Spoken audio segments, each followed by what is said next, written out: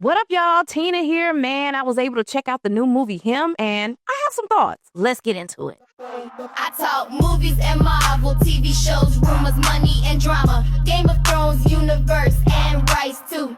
Vampires, horror, I got you. Subscribe to my page, come roll with me. If you like movies, follow, she dreads me. Movies, follow, she dreads me. So Him was a psychological horror thriller starring Marlon Wayans and Tyriq.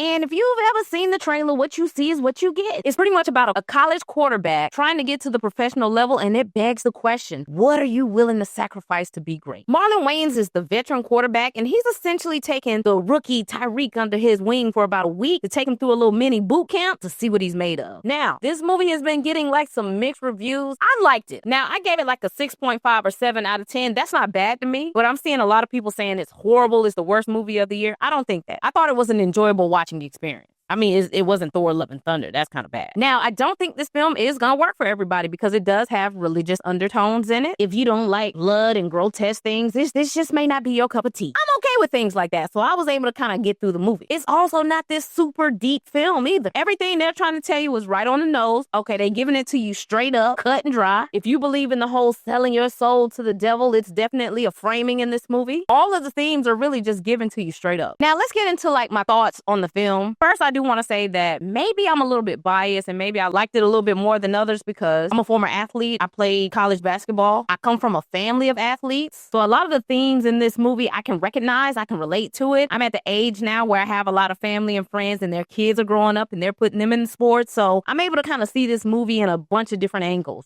All right, let's talk about the movie a little bit. It opens up with Cam, his parents, his brother, and they're watching Isaiah play football, which is the character played by Marlon Wayans. And true enough, the opening of this movie has religious themes built directly into it because the living room is set up with a lot of merchandise from the football team. They watch this team every Sunday. He's the GOAT. Everybody looks up to him. They're praising him like God. The merch is even set up kind of like an altar. Now, there's a reason at a lot of these jobs, they say, hey, don't talk about sports, religion, and politics. Because depending on where you work at, things can get kind of rough because people are passionate about these 3 topics. So it's not uncommon to frame sports, especially football, in the same vein as religion because people worship these players. There's game day rituals. You got to have this type of food ready. TV has to be on at this time. Or if you're going to the actual stadium, you got to dress up, put on clothes, kind of in the same vein as going to church. So there's definitely parallels between sports and religion in this movie and also just in real life. It also sets the stage on how the father, Cam's dad, is grooming his young son to be the next great NFL football quarterback. He's a kid and his dad has him up at 5 a.m. working out as a child. So his dad has prepped him every day of his life to get to this point in the film where it's time for the draft. So he does go home to practice, go back to the hometown. He's on the football field by himself, just throwing the ball, and somebody comes along, hits him in his head, and it causes major brain damage to the star of the movie. So the team that's drafting him is like, hey, we know you had a little injury, but if you go train with the vet, work out for like a week, we just want to see if you're going to be a good fit for this team. And of course, like any college football player, he's excited, he's ready to go. Yes, let's do it. And every day when he gets there, Marlon Wayans' character, Isaiah, puts him through a different test to see if he's really built to be a professional player for this particular team. Now, you do have to keep in mind that by this time, Cam has suffered a severe head injury. Not only that, I'm pretty sure since he's been playing football all his life, he's had numerous head injuries. So we as the audience have to decide, is Cam really going through everything that he's seeing? Or is this a case of CTE and he's just kind of seeing all these random horrific things and it's not real at all? Now, stepping away from the movie, I want to talk about like the real world aspects of sports and capitalism. We're at a level in society where back in the day playing sports used to be the dream for kids. It used to be a way for them to kind of get out of poverty. In 2025, playing sports has now become like a luxury because all of this stuff is really big business now. And very similar to this movie, especially back in the day, these coaches used to use poverty as a motivator to get these players to play as hard as they can, to grind it out, to go to the next level. Don't you want to get your mama out the hood? Don't you want a Lambo? Now, in 2025, man, these kids are training like professional athletes. They're on diet plans. And I'm talking about young kids now. I'm saying starting them off at like 6, 7, 8 years old on diet plans, getting up, working out 4, 5, 6 o'clock in the morning before school. They have highlight tapes on the internet. AAU is like crazy expensive. And sports has really turned into a luxury where if you're not in these rooms, especially like on the basketball side, going to these tournaments, hey man, it's going to be hard for you to get to that next level. On the flip side, the internet does give these these kids and parents a lot more leverage than they had before back in the day. This is why a lot of these owners don't like Deion Sanders and Shador Sanders and his boys and what they're doing, because they're not the poor boys from the hood that really need this. They're also not dumb. Their dad has played this game, so they're coming in and walking in with a different type of bravado. They're walking in with a different type of education. They're not just gonna take anything and just let these people do them any kind of way. This is also why some people don't like how LeBron and Rich Paul move. Rich Paul came in, he started getting all the young black athletes assigned to his agency, and now some of these other agents, they not getting that business anymore, so they ain't shaking the industry up. The industry got so mad at Rich Paul, they tried to implement a new rule to essentially restrict him from being an agent in the NBA because he has so much power. They had never seen nothing like it before from a black person. I kind of understand why Jaden Daniels' mom is like so protective over him and why she hovers over him a lot. She do need to back up, but I do get it, because she feels like she's just doing what's best to protect her son, and that kind of veers back into the movie because this child, he's a child to me. He's only like 20 years old. Is sent off to be with people who his parents and his family trust to have his well-being taken care of. You would think these people should be caring for him. Instead, they're using him, abusing him, getting into his head, pumping all types of stuff into his body. Man, y'all, I never really liked the NFL, and it got worse with Kaepernick. Yep, got worse. Man, I come from a place where in high school, they started training these boys up young to be football players and to try to get these state championships, and if they don't make it to the next level, they kind of toss to the side. We ain't worried about you no more. We focus on the next batch of kids that's coming through. So I really do have like this conflicted relationship with football and the NFL, because one part of me, I get it, man. This sport has changed families' lives. It's turned people into millionaires. But the other side of me is like, man, I don't like this, man. They be really using and abusing these boys, man. So I have a tricky relationship with the NFL. And it's because I know deep down inside, they don't care about these players. It's so tough what these players go through sometimes. And true enough, people are going to say, hey, they're getting paid millions of dollars to do this. Sometimes, it's really not worth it, because they're still poor mentally, spiritually, because there's a lack of protection and a lack of preparation for what they have to be prepared for when they get to that next level. And I know everybody's going to say, hey, some of these athletes and superstars and entertainers, they're selling their soul to the devil. Man, I feel like we all be selling our soul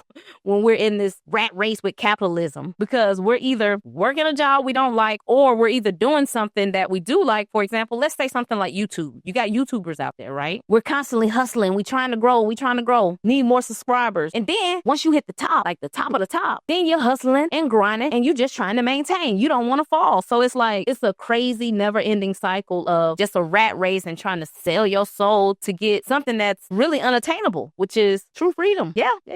Because we think we want to get rich and get money and we'll be free. And you see a lot of times some of these celebrities and athletes, they be millionaires and they still miserable. So crazy world we live in. Now, was the movie too on the nose? Yes. Did they spoon feed you a lot of the message? Yes. But I liked it. I liked the movie. Now, if I was Cam, I would have just had to sign the contract. Yeah. I would have been like, man, I done been through too much this week. I'm tired. I've been through a lot. Let's go. I'm signing it. I'm ready to go home. But on the flip side, y'all trained him to be a killer. So we can't be surprised when some of these athletes are really one. Thanks for hanging out with me. Peace. Subscribe to my